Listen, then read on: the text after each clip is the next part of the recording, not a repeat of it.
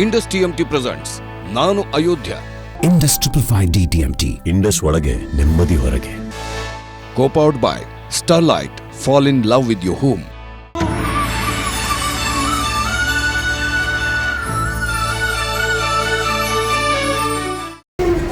हमें अधिकार दिया है कि हम कार सेवा करें। जिस स्थान पर श्री राम का जन्म हुआ वहाँ पर तो हिंदुस्तान का हिंदू चाहता है कि एक भव्य मंदिर बने। NIC की मीटिंग में मैं स्पष्ट किया था कि गोली नहीं चलाऊंगा, गोली नहीं चलाऊंगा, गोली नहीं चलाऊंगा। प्रभु राम की खातिर आंख बंद करके सिर्फ और सिर्फ भारत की न्याय प्रणाली के प्रति श्रद्धा रखें। ನಾನು ಅಯೋಧ್ಯೆ, ಅಜೇಯ, ಸೋಲೆ ಇಲ್ಲದ ಸರದಾರ. ಈವರೆಗಿನ ನನ್ನ ಕಥೆಯಲ್ಲಿ ತ್ರೇತಾಯುಗದಿಂದ ಕಲಿಯುಗದವರೆಗಿನ ಚರಿತೆಯನ್ನು ಹೇಳಿದೆ. ಬಾಬರ್ನ ಬರ್ಬರತೆಯನ್ನು ನಿಮ್ಮ ಮುಂದಿಟ್ಟೆ. ನನ್ನ ಸಾವಿರಾರು ವರ್ಷಗಳ ವೈಭವವನ್ನು ಹೇಳಿದೆ. ನನ್ನ ಆರಂಭದಿಂದ ತೊಡಗಿ ರಾಮರಾಜ್ಯ ಮತ್ತು ಮೊಘಲರ ಆಕ್ರಮಣಗಳ ಕಥೆಗಳಿದ್ದವು. ಮುಂದಿನ ಅಧ್ಯಾಯ ನನ್ನ ರಾಮನಿಗಾಗಿ ರಾಮಭಕ್ತರು ನಡೆಸಿದ ಅದಮ್ಯ ಸಾಹಸ, ಬಲಿದಾನಗಳ ಗಾಥೆಗಳಿಂದಲೇ ತುಂಬಿದೆ.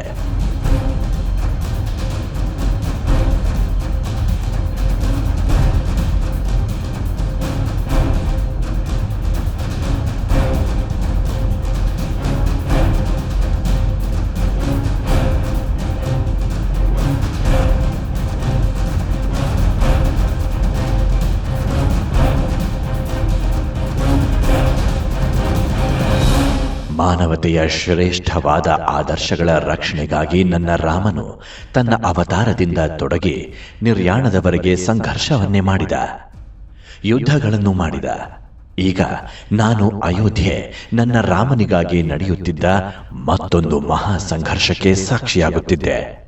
ಬಾಬರನ ಬಳಿಕ ಮತ್ತೊಂದು ರಕ್ತಪಾತವನ್ನು ಈ ನತದೃಷ್ಟ ಕಣ್ಣುಗಳಿಂದ ನೋಡಲೇಬೇಕಾಯಿತು.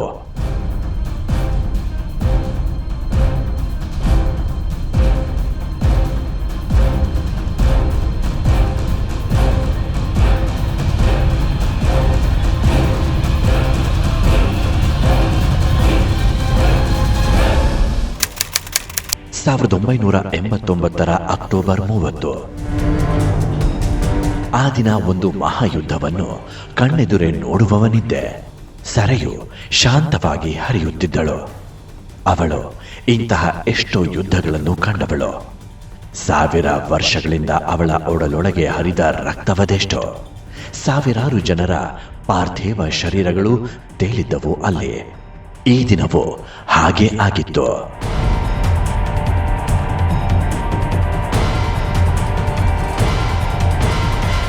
1989ರಲ್ಲಿ ಮುಲಾಯಂ ಸಿಂಗ್ ಯಾದವ್ ಮೊದಲ ಬಾರಿ ಉತ್ತರ ಪ್ರದೇಶ ಮುಖ್ಯಮಂತ್ರಿಯಾಗಿ ಅಧಿಕಾರ ವಹಿಸಿಕೊಂಡಿದ್ರು.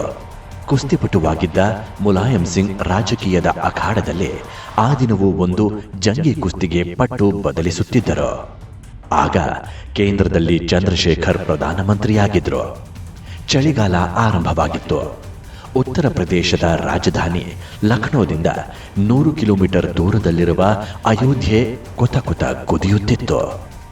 ವಿಶ್ವ ಹಿಂದೂ ಪರಿಷತ್, ಬಿಜೆಪಿ, ಭಜರಂಗ ದಳದಂತಹ ಸಂಘಟನೆಗಳು ಅಯೋಧ್ಯೆಯ ವಿವಾದಿತ ಸ್ಥಳದಲ್ಲಿ ಅಕ್ಟೋಬರ್ 30ರಂದು ಕರ ಸೇವೆ ಮಾಡಿಯೇ ತೀರುವುದಾಗಿ ಘೋಷಿಸಿದ್ರು.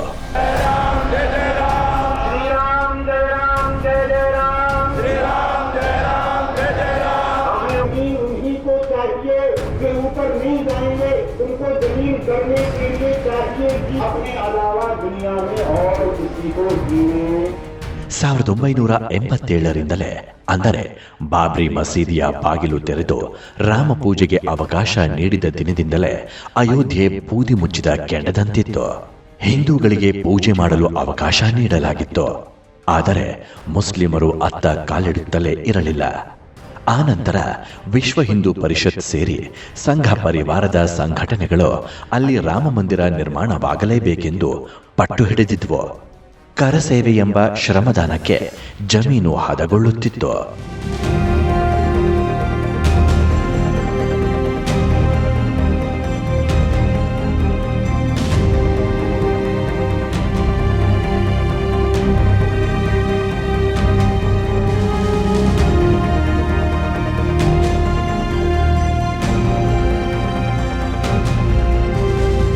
1989ರಲ್ಲಿ ಲೋಕಸಭೆ ಚುನಾವಣೆಗೆ ಕೆಲವೇ ದಿನಗಳ ಹಿಂದೆ ರಾಜೀವ್ ಗಾಂಧಿ ಸರ್ಕಾರ ಮತ್ತು ಉತ್ತರ ಪ್ರದೇಶದ ನಾರಾಯಣ ದತ್ತ ತಿವಾರಿ ಸರ್ಕಾರದ ಕಾಲದಲ್ಲಿ ಅಯೋಧ್ಯೆಯಲ್ಲಿ ರಾಮ ಮಂದಿರ ನಿರ್ಮಾಣದ ಶಿಲಾನ್ಯಾಸವೂ ನಡೆದಿತ್ತು.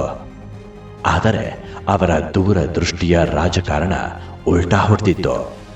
ಅಯೋಧ್ಯೆ ಈಗ ರಾಜಕಾರಣದ ದಾಳವಾಗಿತ್ತು. ಆ ಕಾಲದ ಬಿಜೆಪಿ ಅಧ್ಯಕ್ಷ ಲಾಲ್ ಕೃಷ್ಣ ಅಡ್ವಾಣಿ, ವಿಎಚ್ಪಿ ಮತ್ತು ಭಜರಂಗ ದಳದ ಸಂಘಟನೆಗಳು ಕಾಂಗ್ರೆಸ್ ವಿರುದ್ಧ ತುಷ್ಟೀಕರಣದ ಆರೋಪವನ್ನು ಮಾಡುತ್ತಿದ್ದವು. 1990ರ ಅಕ್ಟೋಬರ್ 30ರಂದು ಕರಸೇವೆ ಮಾಡಿಯೇ ತೀರುವುದಾಗಿ ಘೋಷಿಸಿದವು.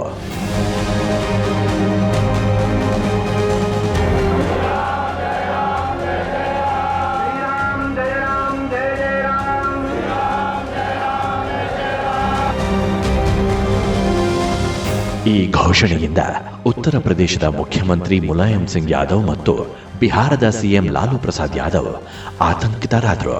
ಆಗ ಮುಲಾಯಂ ಸಿಂಗ್ ಹೇಳಿದರು, ನಾವು ಆವಧನ ಆಕಾಶದಲ್ಲಿ ಪಾರಿವಾಳವನ್ನು ರೆಕ್ಕೆ ಬಿಚ್ಚಲು ಬಿಡುವುದಿಲ್ಲ ಎಂದು.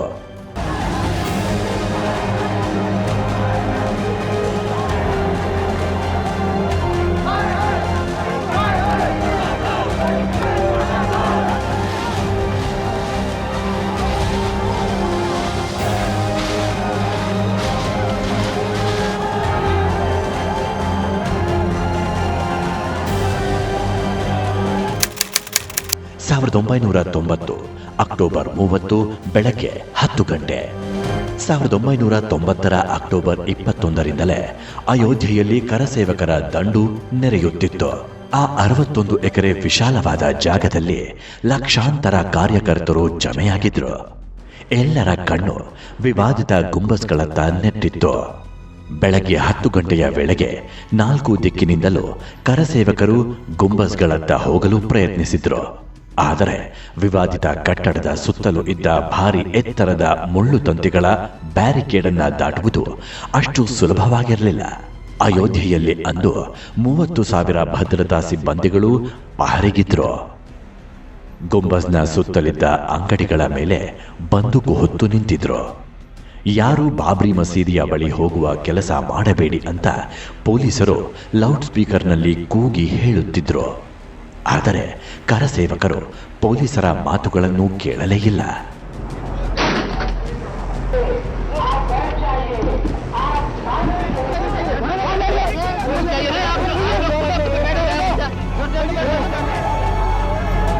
ಬೆಳಗ್ಗೆ 11 ಗಂಟೆಯಾಗಿತ್ತು. ಕರಸೇವಕರ ಆವೇಶ ಮುಗಿಲು ಮುಟ್ಟಿತ್ತು.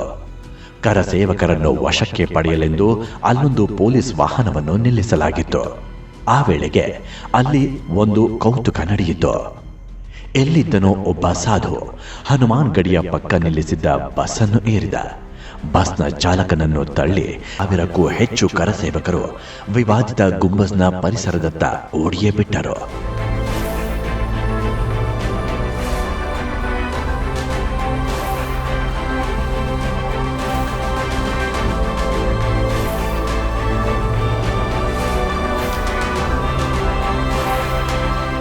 ಮುಖ್ಯಮಂತ್ರಿ ಮುಲಾಯಂ ಸಿಂಗ್ರಿಂದ ಪೊಲೀಸರಿಗೆ ಕಟ್ಟುನಿಟ್ಟಿನ ಆದೇಶವಿತ್ತು. ವಿವಾದಿತ ಕಟ್ಟಡಕ್ಕೆ ಏನೂ ಆಗಬಾರದು ಎಂದು. ಕರಸೇವೆಗೆ ಅವರು ಅವಕಾಶವನ್ನೇ ನೀಡಿರಲಿಲ್ಲ. ಆ ಮೊದಲೇ ಅಯೋಧ್ಯೆಯಲ್ಲಿ ಒಂದು ಪಾರಿವಾಳವನ್ನು ಹಾರಲು ಬಿಡಲಾರೆ ಎಂದು ಅವರು ಘೋಷಿಸಿದ್ರು. ಆದರೆ ಎಲ್ಲವೂ ಕೈಮೀರಿ ಹೋಗುತ್ತಿತ್ತು. ನೋಡುತ್ತಿದ್ದಂತೆಯೇ ಕೋಲ್ಕತ್ತಾದಿಂದ ಬಂದಿದ್ದ 20ರಿಂದ 24ರ ಹರೆಯದ ಇಬ್ಬರು ಸೋದರರು ಶರದ್ ಮತ್ತು ರಾಮ್ ಕುಮಾರ್ ಕೊಠಾರಿ ವಿವಾದಿತ ಗುಂಬಸ್ನ ಮೇಲೆ ಏರಿಯೇ ಬಿಟ್ಟರು. ಗುಂಬಸ್ನ ಮೇಲೆ ಭಗವದ್ ಧ್ವಜವನ್ನು ಹಾರಿಸಿದ್ರು. ಗುಂಬಸ್ ಮೇಲೆ ಏರಿದ್ದ ಮೊದಲ ಕರ ಸೇವಕರಾಗಿದ್ರು ಅವರು.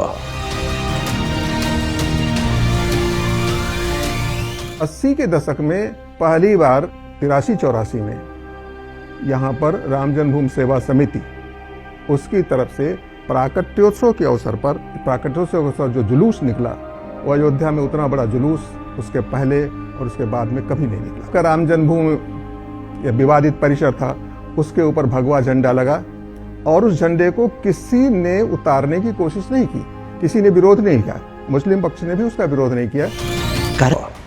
ಎಲ್ಲೆಂದರಲ್ಲಿ ಗುಂಡೇಟು ತಿಂದ ಕರಸೇವಕರ ಆಕ್ರಂದನ, ರಕ್ತ ಮಡುಗಟ್ಟಿದ ಮೃತದೇಹಗಳ ರಾಶಿಯೇ ಕಾಣಿಸಿತ್ತು. ಲೆಕ್ಕ ಸಿಗಬಾರದೆಂದು ವಾರಸುದಾರರಿಲ್ಲದ ಶವಗಳನ್ನು ಮರಳ ಮೂಟೆ ಕಟ್ಟಿ ಸರಯುಗೆ ಎಸೆಯಲಾಗಿತ್ತು ಎಂದು ಆರೋಪಿಸಲಾಗುತ್ತದೆ.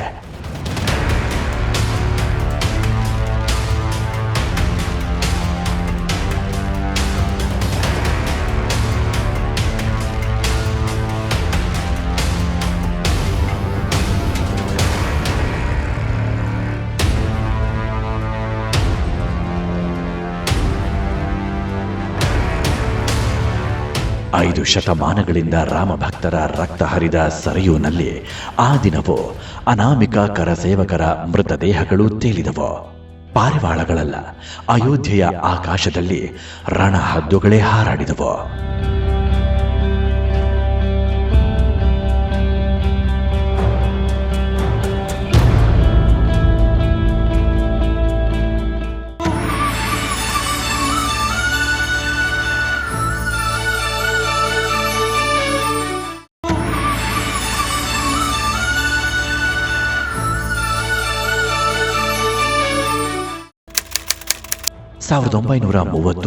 ನವೆಂಬರ್ 2, 1930 ಅಕ್ಟೋಬರ್ 30ರಂದು ನಡೆದ ಗೋಲಿಬಾರ್ ಬಳಿಕ ರಾಜಕಾರಣ ಮತ್ತಷ್ಟು ಕಾವು ಪಡೆದುಕೊಂಡಿತು. ಮೊದಲಿನಿಂದಲೂ ಉದ್ವಿಗ್ನಗೊಂಡಿದ್ದ ಕರಸೇವಕರು ಈಗ ಮತ್ತಷ್ಟು ವ್ಯಗ್ರರಾಗಿದ್ರು. 3 ದಿನಗಳ ಬಳಿಕ ಮತ್ತೆ ಕರಸೇವಕರು ವಿವಾದಿತ ಗುಂಬಸ್ಗಳ ಬಳಿ ಜಮಾಯಿಸಿದ್ರು. ಈ ಬಾರಿ ಉಮಾಭಾರತಿ, ಅಶೋಕ್ ಸಿಂಘಾಲ್, ಸ್ವಾಮಿ ವಾಮದೇವ್ ಮೊದಲಾದ ನಾಯಕರು ಕರಸೇವಕರ ನೇತೃತ್ವ ವಹಿಸಿದ್ರು.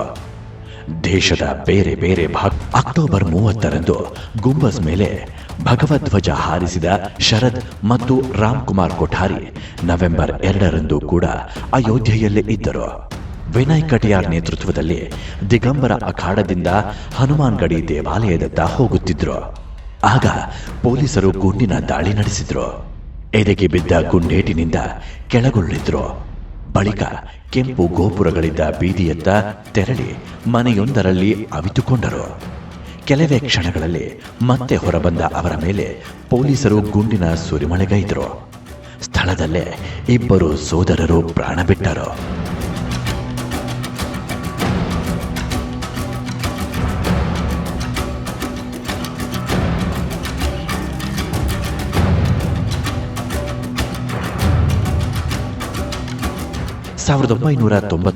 ನವೆಂಬರ್ 4ರಂದು ಅಯೋಧ್ಯೆಯಲ್ಲಿ ಆ 2 ಸೋದರರ ಅಂತ್ಯಕ್ರಿಯೆ ನಡೆದಿತ್ತು. ಅಂತ್ಯಕ್ರಿಯೆಗೆ ಸಾವಿರಾರು ಜನ ನೆರೆದಿದ್ರು. ಎಲ್ಲರೂ ಜೈ ಶ್ರೀರಾಮ್, ಅಮರ್ ರಹೆ ಅನ್ನೋ ಘೋಷಣೆ ಕೂಗುತ್ತಿದ್ರು. 1 ತಿಂಗಳ ಬಳಿಕ ಡಿಸೆಂಬರ್ 12ರಂದು ಅವರಿಬ್ಬರ ಸೋದರಿಯ ವಿವಾಹ ನಡೆಯುವುದಿತ್ತು. ಮುಂದೆ ಅವರು ಮಂದಿರ ಆಂದೋಲನದ ಸಂಕೇತವಾಗಿ ಬಿಟ್ಟರು. ಅಯೋಧ್ಯೆ ಹೋರಾಟದ ಎಲ್ಲ ಸಮಾರಂಭಗಳಲ್ಲಿ ಅವರ ಫೋಟೋಗೆ ಹಾರ ಹಾಕಿ ಸ್ಮರಿಸಲಾಗುತ್ತಿತ್ತು.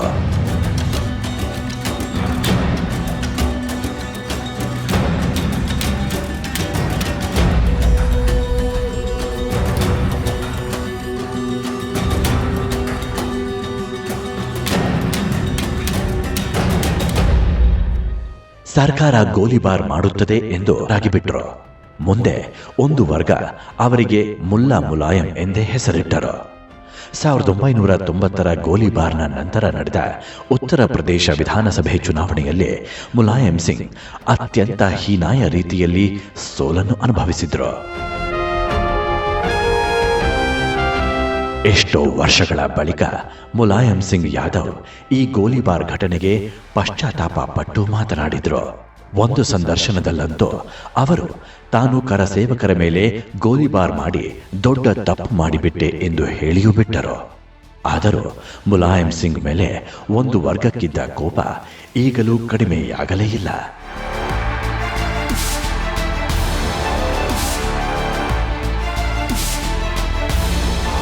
ಮುಲಾಯಂ ಸಿಂಗ್ ಸರ್ಕಾರ ಉರುಳಿದ ಬಳಿಕ ಬಂದುದೇ ಕಲ್ಯಾಣ್ ಸಿಂಗ್ ಸರ್ಕಾರ.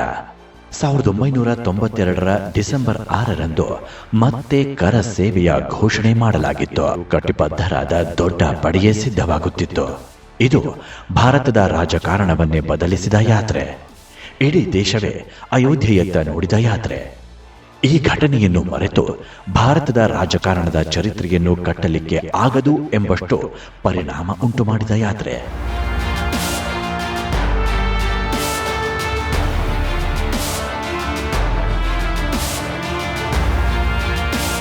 ನಾನು ಅಯೋಧ್ಯೆ ಮತ್ತೊಂದು ಸಂಘರ್ಷಕ್ಕೆ ಅಣಿಯಾಗುತ್ತಿದ್ದೆ.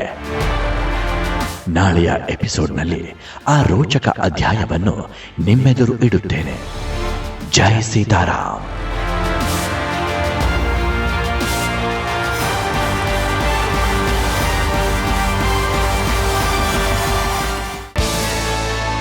ಇಂಡಸ್ ಟಿಎಂಟಿ ಪ್ರೆಸೆಂಟ್ಸ್ ನಾನು ಅಯೋಧ್ಯ.